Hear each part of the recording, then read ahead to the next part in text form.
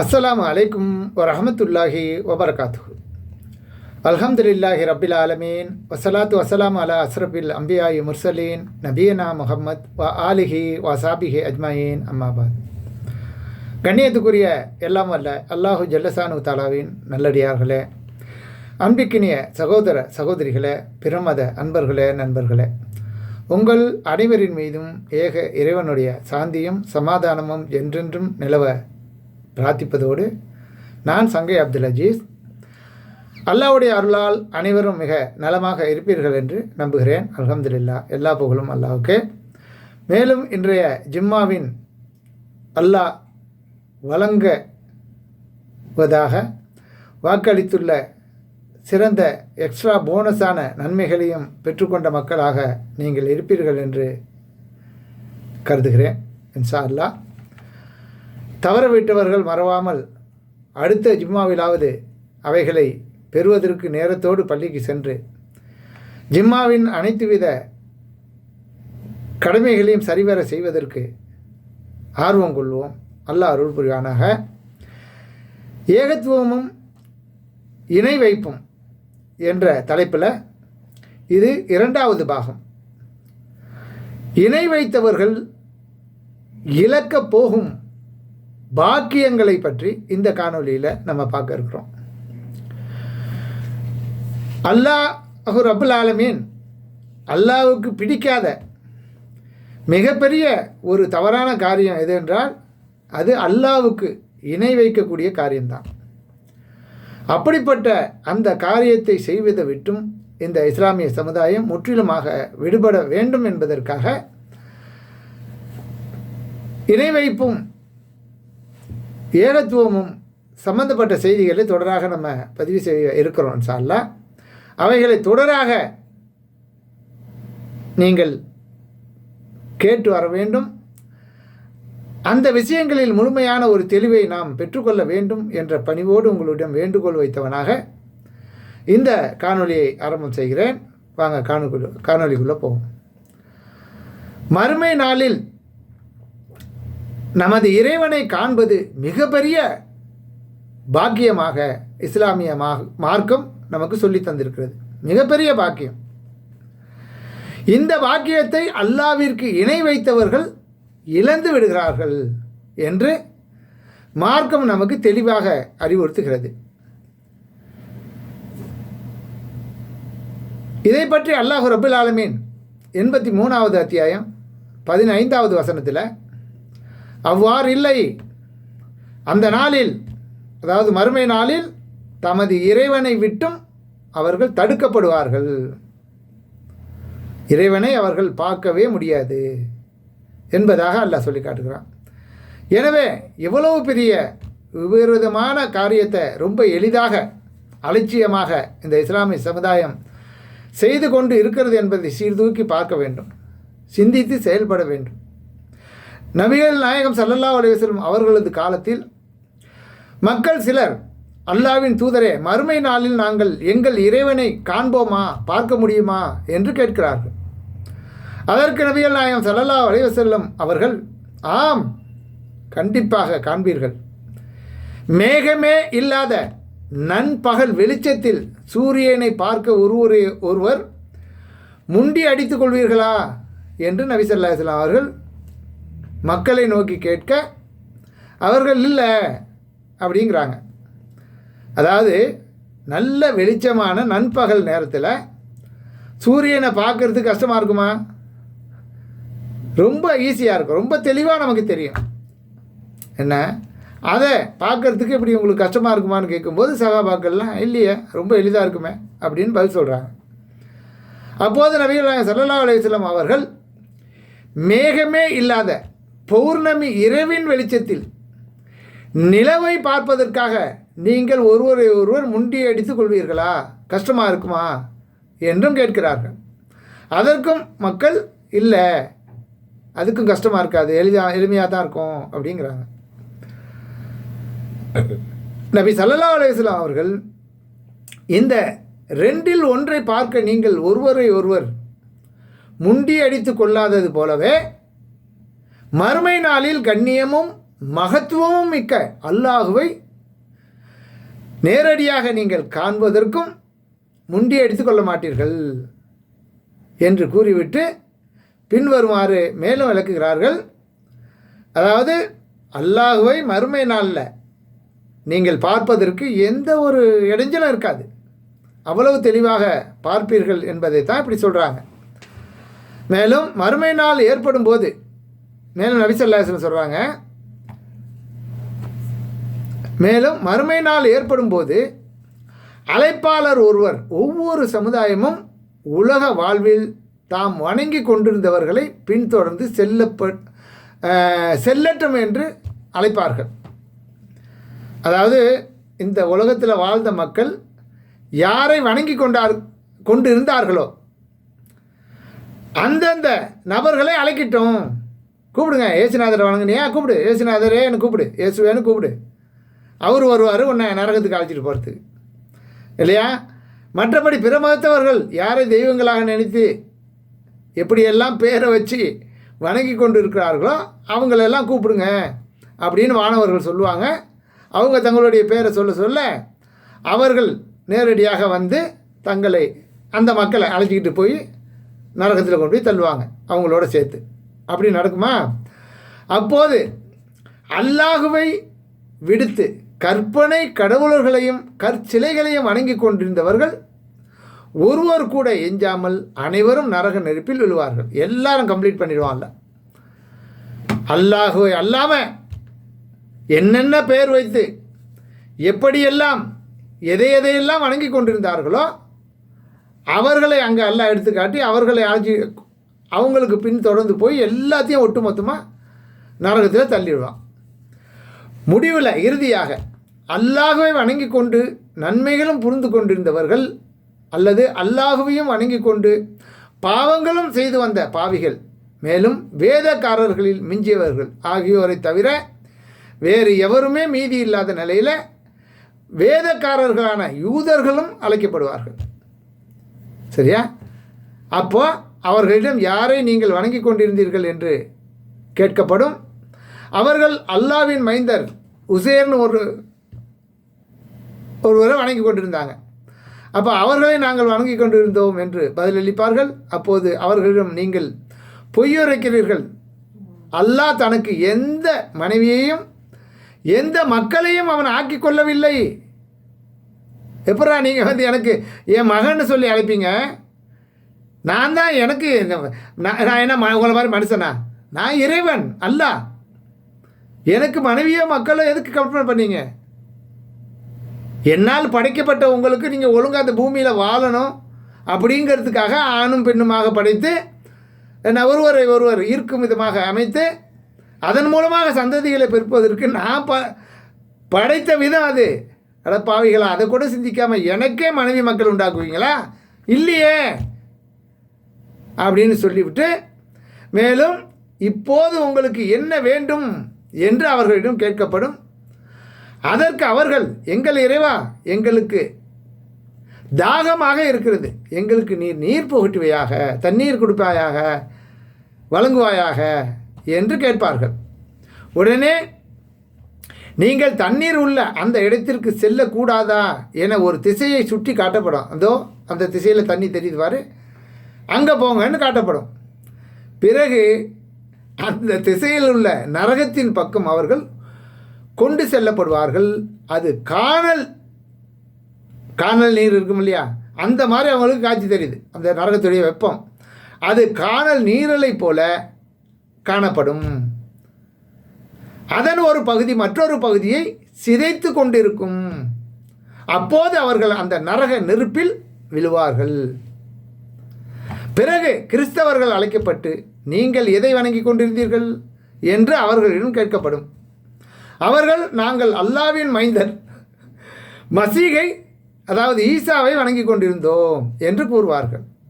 அப்போது அவர்களிடம் நீங்கள் பொய் சொல்கிறீர்கள், அல்லாஹ் தனக்கு எந்த மனைவியையும் எந்த குழந்தையையும் ஆக்கி கொள்ளவில்லை என்று முதல்ல யூதர்கள்ட்ட சொன்னபடியே இங்கு இவர்களுக்கும் கூறப்பட்ட பின் அவர்களை பார்த்து உங்களுக்கு இப்போது என்ன வேண்டும் என்று கேட்கப்படும்.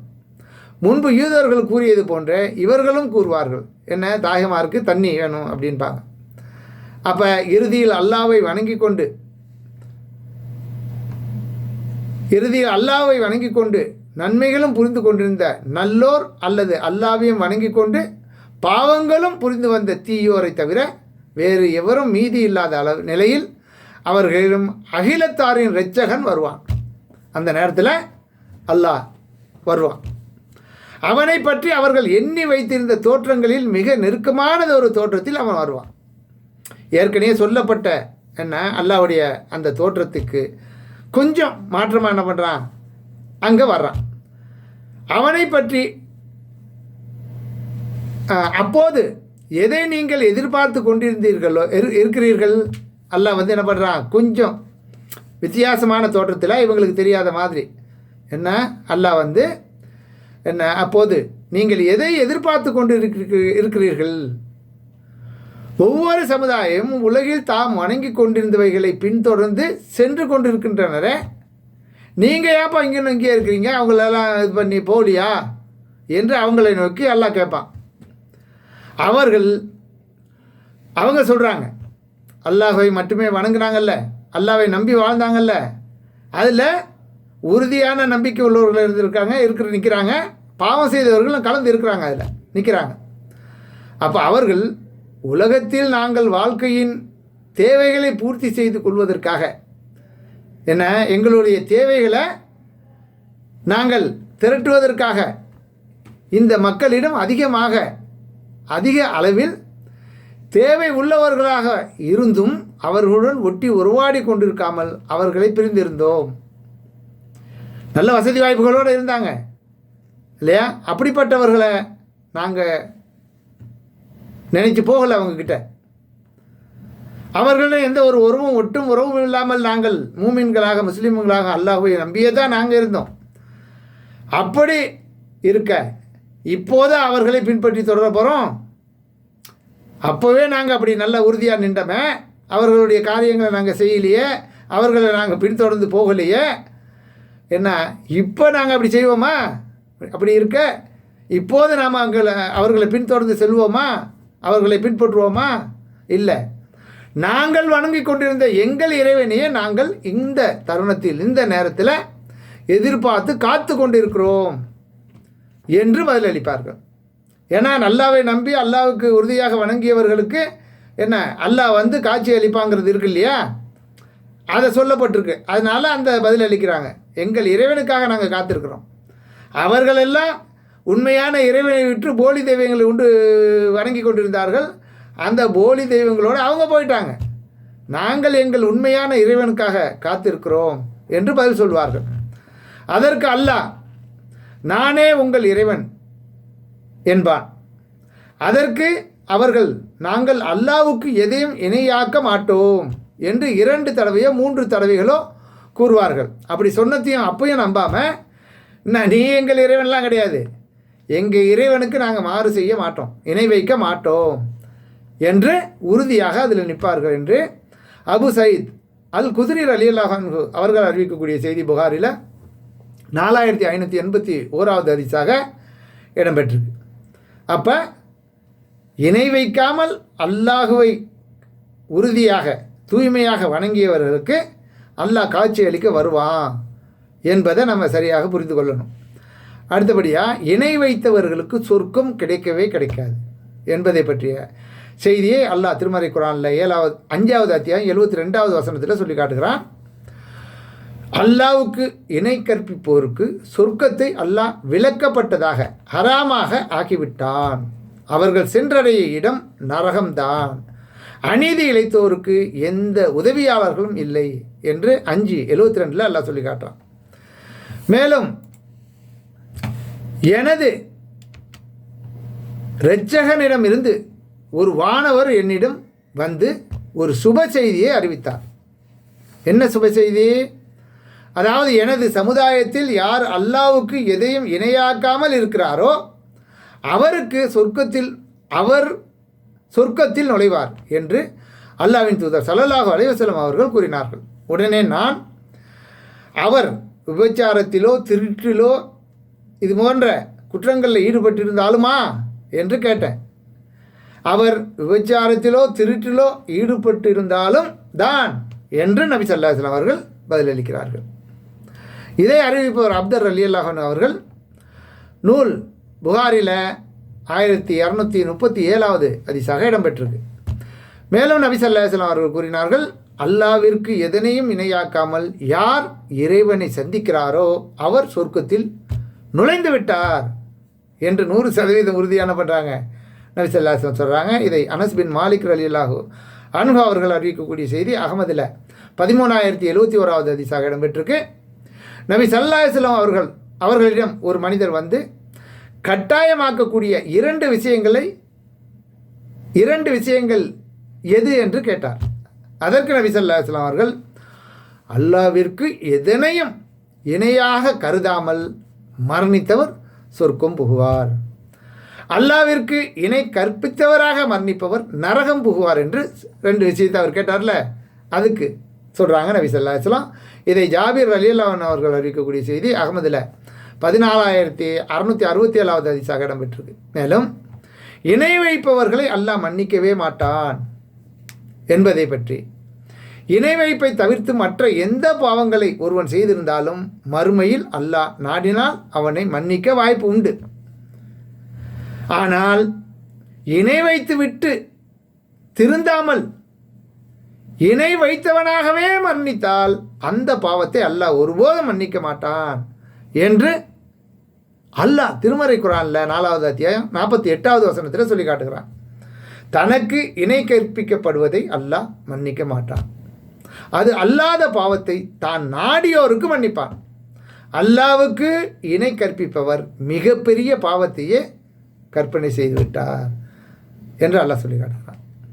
மேலும் அல்லாஹ்வின் தூதர் ஸல்லல்லாஹு அலைஹி வஸல்லம் அவர்கள் கூறுகிறார்கள், எவர் தொழுகையை நிலைநாட்டி ஜக்காத்தையும் கொடுத்து அல்லாவிற்கு எதனையும் இணையாக்காமல் மரணிக்கிறாரோ அவரை மன்னிப்பது அல்லாவின் மீது கடமையாகிவிடுகிறது. அவர் ஹிஜ்ரத் செய்திருந்தாலும் அல்லது பிறந்த ஊரிலே மரணித்திருந்தாலும் சரியே என்று அபு தர்தா ரலியல்லாஹு அன்ஹு அவர்கள் அறிவிக்கக்கூடிய செய்தி நசாயில 3081வது ஹதீஸாக இடம்பெறுது.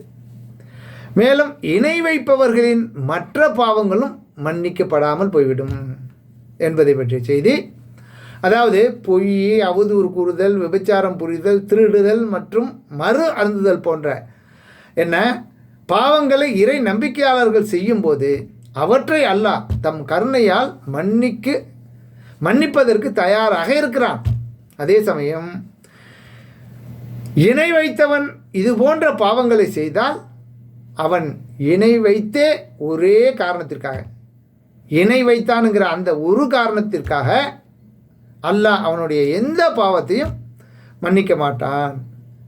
இதை பற்றி அல்லாஹ்வின் தூதர் ஸல்லல்லாஹு அலைஹி வஸல்லம் அவர்கள் சொல்கிறார்கள், வல்லமையும் மாண்பும் மிக்க அல்லாஹ் கூறுகிறான். நபி ஸல்லல்லாஹு அலைஹி வஸல்லம் சொல்கிறாங்க, அல்லாஹ் கூறுவதாக, ஹதீஸ் குதுசின்னு சொல்லுவாங்க. இதை வல்லமையும் மாண்பும் மிக்க அல்லாஹ் கூறுகிறான், ஒருவர் எதையும் இணை வைக்காமல் பூமி நிறைய சிறு பாவங்களுடன் என்னிடம் வந்தாலும் அதை போன்று பூமி நிறைய மன்னிப்புடன் நான் அவரை எதிர்கொள்கிறேன் என்று அல்லாஹ் கூறுறதாக நபி ஸல்லல்லாஹு அலைஹி வஸல்லம் சொல்கிறாங்க. இது அபூதர் ரலியல்லாஹு அன்ஹு அவர்கள் அறிவிக்கக்கூடிய செய்தி முஸ்லீமில் 5215வது ஹதீஸாக இடம்பெற்றிருக்கு. மேலும் நபி ஸல்லல்லாஹு அலைஹி வஸல்லம் அவர்களுக்கு முன்பு எந்த ஒரு நபிக்கும் வழங்காத 3 விஷயங்களை நபி ஸல்லல்லாஹு அலைஹி வஸல்லம் அவர்கள் சித்ரத்துல் முந்தஹா என்ற இடத்தில் இருந்தபோது அல்லாஹ் அவர்களுக்கு வழங்கினான். எப்போ மெஹராஜ் என்ற பதிவு போட்டிருக்கோம், அதில் சித்ரத்துல் முந்தஹாங்கிற இடத்துல இருக்கும் பொழுது அல்லாஹ் நேரடியாக வழங்கிய 3 விஷயங்கள். அதில் ஒன்று 5 நேர தொழுகை கடமையாக்கப்பட்டது. 50 நேர தொழுகை கடமையாக்கப்பட்டு மூசா அலைஹிஸ்ஸலாம் திருப்பி அனுப்பி குறைச்சிட்டு வாங்கன்னு அனுப்புவாங்கல்ல, அதில் இறுதியாக 5 நேர தொழுகையை கடமையாக்கப்பட்டு 50 நேர தொழுகைக்குரிய நன்மைகளை வழங்குவதாக சொல்லப்பட்டது ஒன்று. அதுக்கு அடுத்து அல் பக்ரா அத்தியாயத்தின் இறுதி 2 வசனங்கள், ஆமனர் ரசூல்னு ஸ்டார்ட் ஆகும்ல, 285 286, இந்த 2 வசனங்களும் அல்லாஹ் தாலா நேரடியாக அவர்களுக்கு வழங்கினது. என்ன அப்போ அல் பக்ரா அத்தியாயத்தின் இறுதி 2 வசனங்கள் அருளப்பட்டது. அவர்களுடைய சமூகத்தாரில் அல்லாவுக்கு எதனையும் இணையாக்காமல் இருந்தவர்களுக்கு நரகத்தில் தள்ளும் பெரும் பாவங்கள் மன்னிக்கப்படுகிறது. இப்படி 3 விஷயங்கள் நபி ஸல்லல்லாஹு அலைஹி வஸல்லம் அவர்களுக்கு நேரடியாக இறைவன் வழங்கிய என்ன ஒரு இதை அறிவிப்பவர் அப்துல்லா பின் மசூத் ரலியல்லாஹு அன்ஹு அவர்கள் திருமதியில் 3198வது ஹதீஸாக இது இடம்பெற்றது. அன்புக்குரிய சகோதர சகோதரிகள், நான் பாட்டுக்கு படிச்சுக்கிட்டு போகிறேன், என்ன எனக்கு என்னன்னு ஏனதானோன்னு இருக்காதீங்க. இந்த செய்திகளை தெளிவாக உங்கள் மனதில் உள்ளத்தில் வைத்து சிந்திச்சு பாருங்கள். சரியா? இதோடைய ஆதாரங்கள் எல்லாம் டிஸ்கிரிப்ஷனில் எழுத்து வடிவில் பதிவு செஞ்சுருக்கேன், தவறாமல் அதையும் பாருங்கள். அல்லாஹ்வின் தூதர் ஸல்லல்லாஹு அலைஹி வஸல்லம் அவர்கள் கூறினார்கள், சொர்க்கத்தின் கதவுகள் திங்கட்கிழமையும் வியாழக்கிழமையும் திறக்கப்படுகின்றன. அப்போது அல்லாஹ்வுக்கு எதையும் இணை கற்பிக்காத ஒவ்வொரு அடியாருக்கும் மன்னிப்பு வழங்கப்படுகிறது. அபூ ஹுரைரா ரலியல்லாஹு அன்ஹு அவர்கள் அறிவிக்கக்கூடிய இந்த செய்தி முஸ்லீமில் 5013 ஹதீஸாக இடம்பெற்று. மேலும் அல்லாஹ்வின் தூதர் ஸல்லல்லாஹு அலைஹி வஸல்லம் அவர்கள் கூறினார்கள், இணை வைத்தவனாக மரணித்தவன், ஒரு இறை நம்பிக்கையாளனை வேண்டுமென்றே கொலை செய்தவன், இவர்களை தவிர மற்றவர்களுக்கு அனைத்து பாவங்களையும் அல்லாஹ் நினைத்தால் மன்னித்து விடலாம், தண்டிக்கவும் செய்யலாம் அப்படின்னு சொல்லி நபி ஸல்லல்லாஹு அலைஹி வஸல்லம் அவர்கள் கூறியதாக அபூ தர்தா ரலியல்லாஹு அன்ஹு அவர்கள் அறிவிக்கக்கூடிய செய்தி அபுதாவுதில் 3724வது செய்தியாக இடம்பெற்றிருக்கு. மேலும் பாவங்களுக்கான பரிகாரம் கிடைக்காது என்பதை பற்றிய ஒரு செய்தி. ஒரு இறை நம்பிக்கையாளன் செய்கின்ற நல்ல காரியங்களை அவன் செய்த பாவங்களுக்கு பரிகாரமாக அல்லாஹ் ஆக்கிவிடுகிறான். ஆனால் இந்த பாக்கியம் இணை வைத்தவர்களுக்கு அறவே கிடைக்காது. யார் இணை வைத்து விட்டார்களோ அவர்களுக்கு இது போன்ற ஒரு பாக்கியம் கிடைக்காது என்று அல்லாஹ்வின் தூதர் ஸல்லல்லாஹு அலைஹி வஸல்லம் அவர்கள் கூறுகிறார்கள். ஐவேளை தொழுகைகள் ஒரு ஜும்மாவிலிருந்து மறு ஜும்மா, ஒரு ரமலான் மாதத்திலிருந்து மறு ரமலான் மாதம் ஆகியன அவற்றுக்கிடையே ஏற்படும் பாவங்களுக்கு பரிகாரங்களாகும். ஆனால் 3 பாவங்களை தவிர, அது என்ன 3 பாவம்? அல்லாவிற்கு இணை கற்பிப்பதும், உடன்படிக்கை அதாவது ஒப்பந்தங்கள் செய்து கொண்டால் அதை மீறி முறித்து விடுவதும், இஸ்லாமிய ஆட்சிக்கு எதிராக என்ன கிளர்த்து எழும்புவதும், குழப்பம் செய்வது என்று நபி ஸல்லல்லாஹு அலைஹி வஸல்லம் அவர்கள் கூறிய இந்த செய்தியை அபூ ஹுரைரா ரலியல்லாஹு அன்ஹு அவர்கள் அறிவிக்கக்கூடிய செய்தி அகமதில் 10171வது ஹதீஸாக இடம்பெற்றிருக்கு. மறுமையில் நபி அவர்களின் பரிந்துரை அறவே கிடைக்காது என்பதை பற்றிய செய்தி. அதாவது மறுமை நாளில் தன் சமூகத்தினர் அனைவருக்கும் நபி ஸல்லல்லாஹு அலைஹி வஸல்லம் அவர்கள் பரிந்துரை செய்வார்கள். இதன் மூலம் நல்லவர்களும் பாவிகளும் நன்மையை அடைவதற்கு வாய்ப்பு இருக்கிறது.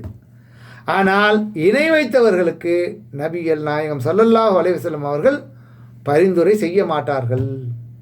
நபி அவர்களின் பிரார்த்தனையின் பலனை இவர்களால் அடையவே முடியாது என்பதை பற்றி நாம் சரியாக புரிந்து கொள்ளணும். அல்லாஹ்வின் தூதர் ஸல்லல்லாஹு அலைஹி வஸல்லம் அவர்கள் கூறினார்கள், ஒவ்வொரு நபிக்கும் ஏற்றுக்கொள்ளப்படும் ஒரு பிரார்த்தனை உண்டு.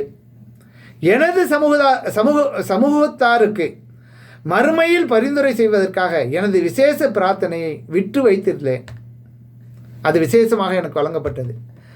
அல்லாஹ் நாடினால் என் சமூகத்தாரில் அல்லாஹ்வுக்கு எதனையும் இணையாக்காமல் மரணித்தவருக்கு அது கிடைக்கும் என்று அபூ ஹுரைரா ரலியல்லாஹு அன்ஹு அவர்கள் அறிவிக்கிறார்கள். திருமதியில் 3526வது ஹதீஸாக இது இடம்பெற்றிருக்கு. மேலும் அல்லாஹ்வின் தூதர் ஸல்லல்லாஹு அலைஹி வஸல்லம் அவர்கள் கூறுகிறார்கள், எனது இரட்சகனிடம் இருந்து ஒரு வானவர் என்னிடம் வந்தார். எனது சமூகத்தாரில் பாதிப்போரை அதாவது பாதி பேரை சொர்க்கத்தில் நுழைய செய்வது அல்லது பரிந்துரை செய்வது, இவற்றில் ஒன்றை நீங்கள் தேர்வு செய்து கொள்ளுங்கள் என்று எனக்கு வாய்ப்பளித்தார். அதற்கு நான் பரிந்துரை செய்வதையே தேர்வு செய்து கொண்டேன். என்ன ரெக்கமெண்ட் பரிந்துரை செய்வதையே நான் தேர்வு செய்து கொண்டேன். அல்லாஹ்விற்கு நிகராக யாரையும் ஆக்காமல் மரணித்தவர்களுக்கு அது கண்டிப்பாக உண்டு என்று அல்லாஹ்வின் தூதர் ஸல்லல்லாஹு அலைஹி வஸல்லம் அவர்கள் கூறியதை அவுப் பின் மாலிக் ரலியல்லாஹு அன்ஹு அவர்கள் அறிவிக்கக்கூடிய செய்தி திருமதியில் 2365வது ஹதீஸாக இடம்பெற்றது.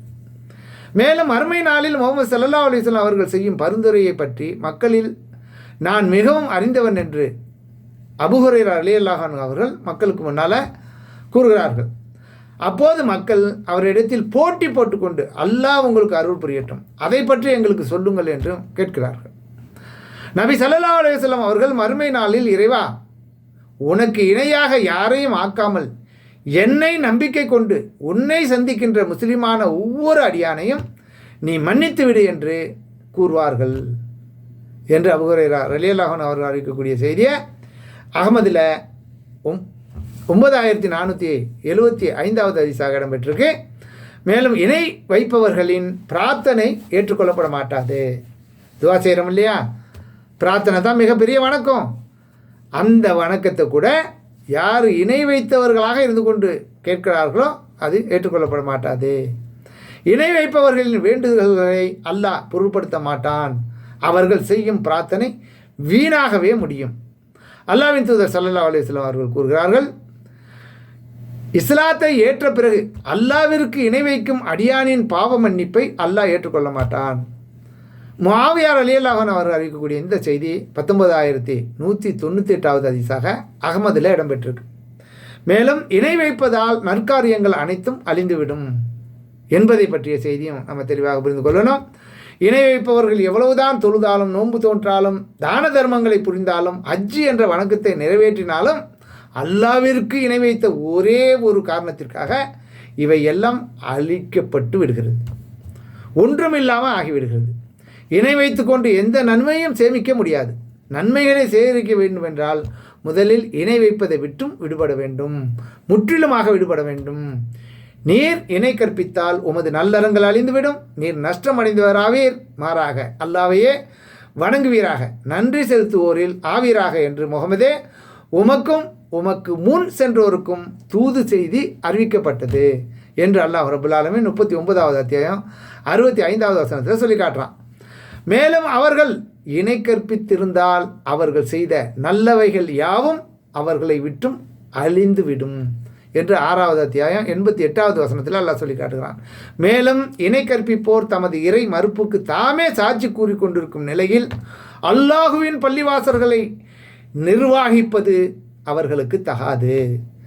அவர்கள் செய்தவை யாவும் அழிந்துவிட்டன, அவர்கள் நரகில் நிரந்தரமாக இருப்பார்கள் என்று 9வது அத்தியாயம் 17வது வசனத்தில் எல்லாம் சொல்லி காட்டி இணை கற்பிப்பவர்கள் பள்ளிவாசல்கள் நிர்வகிக்கக்கூடாதுங்கிறான்.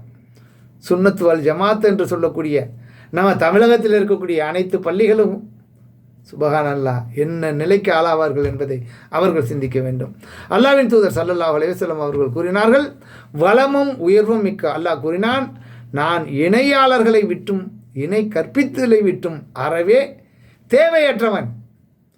யாரேனும் என்னுடன் பிறரையும் இணையாக்கி எனக்காகவும் பிறருக்காகவும் நற்செயல் புரிந்தால் அவனையும் அவனது இணை வைப்பையும் தனியே தள்ளி விட்டு விடுவேன், தூக்கி எறிஞ்சிருவேன் அப்படிங்கிறான்ல. இதை அபூ ஹுரைரா ரலியல்லாஹு அன்ஹு அவர் இருக்கிறார்கள். முஸ்லீமில் 5708வது ஹதீஸாக இடம்பெற்றிருக்கு.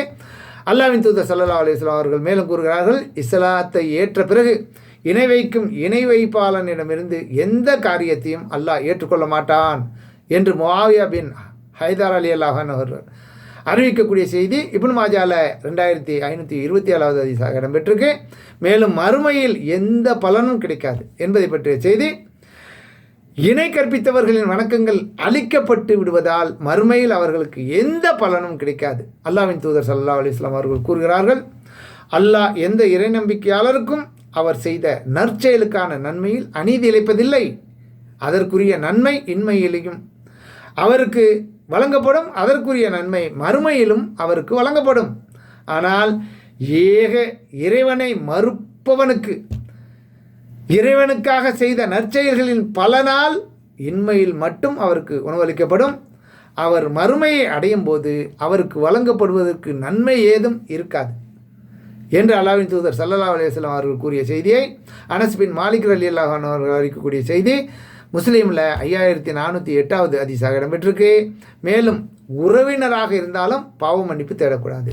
பாவ மன்னிப்பு தேடுவது சம்பந்தமானது. எவ்வளோ பேரை எடுத்து படித்து சொல்லிக்கிட்டு இருக்கிறோம்.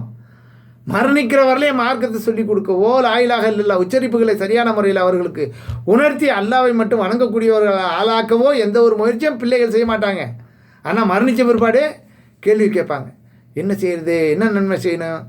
ஏன்னா அவர்கள் சேர்த்து வச்ச சொத்துக்கள் இருக்கு இல்லையா, அதுக்காக இப்படிப்பட்ட கேள்விகளை கேட்பாங்க. ஆனால் இவர்கள்ட்டையும் மார்க்க அறிவு இருக்காது. இதனால் எந்த பலனும் இல்லை இல்லையா.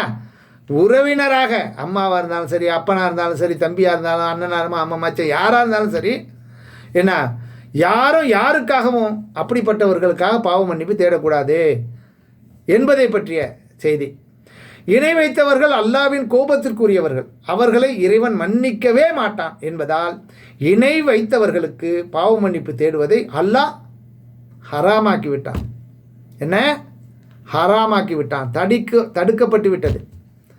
இணை கற்பிப்போர் நரகவாசிகள் என்பது தெரிந்த பின்னர் அல்லாஹ் கூறுகிறான், இணை கற்பிப்பவர்கள் நரகவாசிகள் என்பது தெரிந்த பின்னர் அவர்கள் நெருங்கிய உறவினர்களாலும் சரி, அவர்களுக்காக பாவ மன்னிப்பு தேடுவது என்பது நம்பிக்கை கொண்டோருக்கு, அல்லாவை நம்பக்கூடியவர்களுக்கு, முஸ்லீம்களுக்கு, மூமின்களுக்கு, இந்த நபிக்கும் அதாவது முஹம்மது ஸல்லல்லாஹு அலைஹி வஸல்லம் அவர்களுக்கும் உள்பட தகாது, கூடாது என்று 9வது அத்தியாயம் 113வது வசனத்தில் அல்லாஹ் சொல்லி காட்டுகிறான். இப்ராஹிம் தம் தந்தைக்காக பாவ மன்னிப்பு தேடியது தந்தைக்கு அவர் அளித்த வாக்குறுதியின் காரணமாக. அல்லாஹ்வுடைய கலீல் அவருக்கும் அந்த அனுமதி கிடையாது, ஆனால் அவர்கள் பாவ மன்னிப்பு கேட்டார்கள். அதை பற்றி அல்லாஹ் 9வது அத்தியாயம் 114 சொல்லும்போது, இப்ராஹிம் தம் தந்தைக்காக பாவ மன்னிப்பு தேடியது தந்தைக்கு அவர் அளித்த வாக்குறுதியின் காரணமாக. ஒரு வாக்குறுதி கொடுத்துருந்தாங்க, அதனால தான் அப்படி அவர் கேட்டார். அவர் அல்லாஹ்வின் எதிரி, அதாவது இப்ராஹிம் அலைஹிஸ்ஸலாம் அவர்களுடைய தந்தை அல்லாஹ்வின் எதிரி என்பது அவருக்கு தெரிந்த பின்பு அதிலிருந்து முற்றிலுமாக விலகி கொண்டார். இப்ராஹிம் பணிவு உள்ளவர், சகிப்புத்தன்மை உள்ளவர் என்று அல்லாஹ் ரப்பல் ஆலமீன் 9வது அத்தியாயம் 114 அல்லாஹ் சொல்லி காட்டுகிறான். மேலும் அல்லாஹ்வின் தூதர் ஸல்லல்லாஹு அலைஹி வஸல்லம் அவர்கள் கூறுகிறார்கள், நான் என் இறைவனிடம் என்னுடைய தாயாருக்காக பாவ மன்னிப்பு கோர அனுமதி கேட்டேன். அவன் அனுமதி வழங்கவில்லை, மறுத்துவிட்டான்.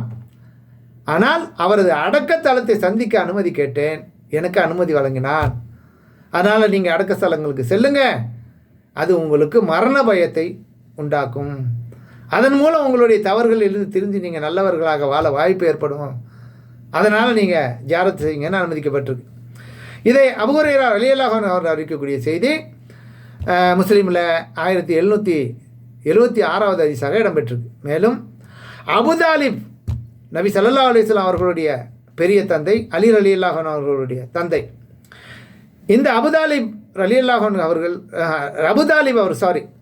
அபுதாலிப் அவர்கள் அல்லாஹ்வுடைய தூதர் முஹம்மது ஸல்லல்லாஹு அலைஹி வஸல்லம் அவர்களுக்கு மிகவும் பக்கபலமாக நிறைய உதவி செய்யக்கூடியவர்களாக இருந்தார்கள். அபுதாலிப் அவர்கள் உயிரோடு இருக்கிற வரலையும் மக்கத்து காபீர்கள் யாரும் நபி ஸல்லல்லாஹு அலைஹி வஸல்லம் அவர்களை நெருங்கினதில்லை. அவர்கள் மரணித்த பிற்பாடு தான் நெருக்கடிகள் அதிகமாகி மக்காவை விட்டு புலம்பெயர்ந்து ஹிஜ்ரத் செய்து போகக்கூடிய நிலை ஏற்பட்டது. அப்போ அபுதாலிப் அவர்கள் மூலமாக நிறைய உதவிகளை நபி ஸல்லல்லாஹு அலைஹி வஸல்லத்துக்கு ரொம்ப பக்கபலமாக இருந்தாங்க. அப்படிப்பட்ட அபுதாலிப் அவர்களுக்கு மரண வேலை வந்துவிட்ட போது நபி ஸல்லல்லாஹு அலைஹி வஸல்லம் அவர்கள் அவரிடம் சென்றார்கள். அங்கே போகிறாங்க. அப்போது அங்கே அபுஜஹில் அவர் அருகே இருந்தான். நபி ஸல்லல்லாஹு அலைஹி வஸல்லம் அவர்கள், என் பெரிய தந்தையே, லா இலாஹ இல்லல்லாஹ், வணக்கத்துக்குரியவன் அல்லாஹ்வை தவிர வேறு யாரும் இல்லை என்று மட்டும் சொல்லுங்கள். இந்த சொல்லை நீங்கள் சொல்லிவிட்டால் அதை வைத்து மறுமையில் நரகத்திலிருந்து விடுதலை கேட்டு உங்களுக்காக அல்லாஹ்விடம் நான் வாதாடுவேன் என்று கேட்குறாங்க. அப்போது அபுஜஹிலும் அப்துல்லா பின் அபி உமையாவும், அபுதாலிபே பெரியவர், உங்கள் தந்தை அப்துல் முத்தலிபின் மார்க்கத்தையா புறக்கணிக்கப் போகிறீர்கள்? இந்த ஆள் பேச்சை கேட்டுக்கிட்டு உன்னுடைய தந்தை அப்துல் முத்தலிபு பேச்சை புறக்கணிக்க போறியா, அவர் மார்க்கத்தை விட போறியா அப்படின்னு சொல்லி ஏற்றி விட்றாங்க. இல்லை, இருவரும் இந்த மாதிரி தொடர்ந்து அவர்களிடம் பேசி இறுதியில் அவர், என் இறப்பு என் தந்தை அப்துல் முத்தலிபின் மார்க்கத்தில் தான் நிகழும் என்று அவர்களிடம் சொல்லிவிட்டார். நான் இப்படியே போயிடுறேன், நீ உன்னுடைய வேலையை நீ பார்த்து செய்ப்பா அப்படின்னு சொல்லி நபி ஸல்லல்லாஹு அலைஹி வஸல்லம் அவர்கள் சொன்னதை கேட்கல, நான் என்னுடைய அப்பம்பாட்ட வழியில் நான் போயிடுறேன்னு சொல்லி அவங்க களிமா சொல்லாமலே மரணித்து விட்டார்கள். எனவே நபி ஸல்லல்லாஹு அலைஹி வஸல்லம் அவர்கள், நான் உங்களுக்காக அல்லாஹ்விடம் பாவ மன்னிப்பு கோருவேன், அவ்வித பாவ மன்னிப்பு கோரக்கூடாது என்று எனக்கு தடை விதிக்கப்படும் வரை என்று சொன்னார்கள். நான் அல்லாஹ்ட்ட கேட்டுக்கிட்டே இருப்பேன், அல்லாஹ் அதை தடை செய்யும் வரை அப்படிங்கிறாங்க. அப்போதுதான் அல்லாஹ் ரப்புல் ஆலமீன் இணை வைப்பவர்கள் நரகவாசிகள் தான் என்பது தெளிவாகிவிட்ட பின்பும், இணை வைப்பவர்கள் நரகவாசி தான் என்பது தெளிவாகிவிட்ட பின்பும் அவர்களுக்காக பாவ மன்னிப்பு கோருவதற்கு அவர்கள் உறவினர்களாக இருந்தாலும் கூட இறை தூதருக்கும் இறை நம்பிக்கையாளர்களுக்கும் உரிமை இல்லை என்னும் 9வது அத்தியாயம் 113வது வசனம், நபியே நீங்கள் விரும்பியவரை உங்களால் நேர்வழியில் செலுத்த முடியாது என்று கூறப்படுகின்ற 28வது அத்தியாயம் 56வது வசனமும் அப்போதுதான் அருளப்பட்டது என்று முசைப் பின் அஸ்ன் ரலியல்லாஹு அன்ஹு அவர்கள் அறிவிக்கக்கூடிய செய்தி 3884வது ஹதீஸாக இடம்பெற்றிருக்கு. இப்படி அவங்க அந்த பாசத்தினால் சொன்னதற்காக அல்லாஹ் என்ன பண்ணுறான், இனிமேல் இந்த வேலை அரைச்சிக்கக்கூடாதுன்னு சொல்லி இந்த 2 வசனங்களையும் அவர்களுக்கு அனுப்பி கொடுத்து அதை தடை செய்கிறான். மேலும் இணை வைப்பவர்களுக்கு ஜனாசாத்து கூட தொழக்கூடாது. இறந்து போனவர்கள் இணை வைத்தவர்களாக இருந்தால் அவர்களுக்கு ஜனாசா தொழுவது கூடாது. இறந்தவருக்கு பிரார்த்தனை செய்வதாகத்தான் ஜனாசா தொழுகை நடத்தப்படுகிறது இல்லையா? ஜனாசா தொழுகை எதுக்கு நடக்கிறோம்? இறந்து போனவருக்கு அல்லாஹ்விடத்தில் பிரார்த்தனை செய்வதற்காக தான் நடத்துகிறோம். அவர்களில் இறந்துவிட்டு எவருக்காகவும் நீர் தொழுகை நடத்தாதீர். எவரது சமாதியிலும் என்ன கபருலேயும் நீங்கள் நிற்காதீங்க. அவர்கள் அல்லாஹ்வையும் அவனது தூதரையும் ஏற்க மறுத்தவர்கள், குற்றம் புரிந்தவராகவே இருந்தவர்கள் என்று 9வது அத்தியாயம் 84வது வசனத்தில் இடம்பெற்றிருக்கு. இதுபோல் ஆடியோ ரொம்ப கூடி போயிடுச்சு. இதுபோல் நிறைய செய்திகள் என்ன இணை கற்பிப்பதனால் ஏற்படும் விபரீதங்களை தெல்ல தெளிவாக எடுத்து சொல்லக்கூடிய செய்தியை நிறையா இருக்குது. எனவே அன்புக்குரிய சகோதர சகோதரிகளே, இணை வைக்கக்கூடிய அந்த பாவத்தை, மகா பாவத்தை என்ன நினச்சி கூட பார்க்காதீங்க. அதிலிருந்து முற்றிலுமாக விடுபட்டு வெளியே வாங்க. அல்லாஹ்விடம் பாவ மன்னிப்பு தேடி இனி நமக்கு இருக்கக்கூடிய ஆயுளை முழுமையாக அல்லாஹ்வுக்கு இணை வைக்காமல் அல்லாஹ்வை மட்டுமே உறுதியாக தூய்மையாக இக்லாஸான முறையில் வணங்கக்கூடியவர்களாக அல்லாஹ் உங்களையும் என்னையும் ஆக்கி அருள் புரிய இறைவனிடம் பிரார்த்தித்தவனாக இந்த காணொலியை நிறைவு செய்கிறேன். தேங்க்ஸ் ஃபார் வாட்சிங். ஜஸாக்கல்லாஹ் ஹைரா.